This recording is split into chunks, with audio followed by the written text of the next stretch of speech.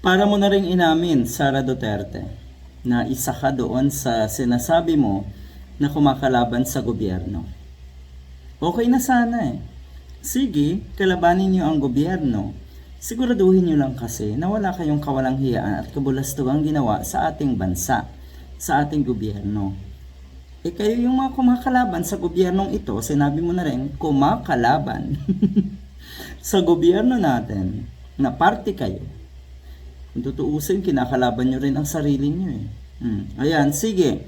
Kinakalaban nyo ang gobyerno, meron kayong mga dapat panagutan, yari. Talagang kikilos ang ating justice system. Wala dito sinasabing gamitan. Ginagamit daw kasi na itong si PBBM ang justice system para ipakulong ang mga kumakalaban sa gobyerno. Exactly, kumakalaban kayo sa gobyerno. Pero ang totoo niyan, sa tingin ko ay hindi naman ito panggagamit sa justice system.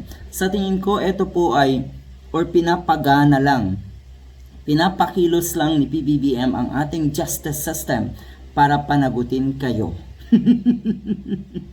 yung ang lakas ng loob kasing magsalita, kalabanin ang ating gobyerno, kalabanin si PBBM, at ibato ang mga kawalang hiyaan nyo sa nasa Malacanang. Hindi nyo ba nakikita na kayo ang dapat managot? So ayan. Hindi lang kayo iniisa-isa ng ating gobyerno, isasabay kayong lahat, sigurado.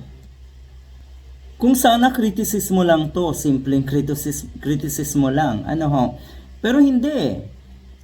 Yun nga, winawalang hiya nyo ang ating gobyerno.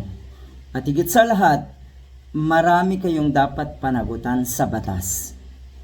Kaya ganyan ang kilos, ang ginagawa ng ating gobyerno rin sa inyo. Pinakikilos ang justice system. Gumagalaw ang justice system. Yung mga sinasabi nila na free expression,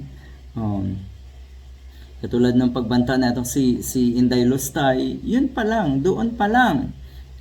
Ay kung ikumpara yan sa ibang demokrasyang bansa, abay ka agad-agad ka sigurong nakulong, Inday Lustay.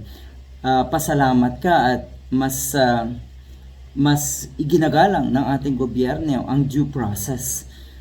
Binibigyan kayo ng pagkakataon na magsisi, na tanggapin at magbago, tanggapin ang inyong kasalanan at kahit papano ay magbago at makiisa para sa ating gobyerno or para ang ating gobyerno ay mailagay lalo sa ayos. Pero hindi, lalo kayong naging pakawala, lalo kayong naging balasubas. Yan ang kabayaran ninyo. Yan ang dapat nyong lasapin. Yung kayo ay iniisa-isa. Ang sarap pakinggan na sunod-sunod yung pagkakakulong, pagkaso sa mga dapat kasuhan para tuluyan na malagay sa ayos ang ating bansa.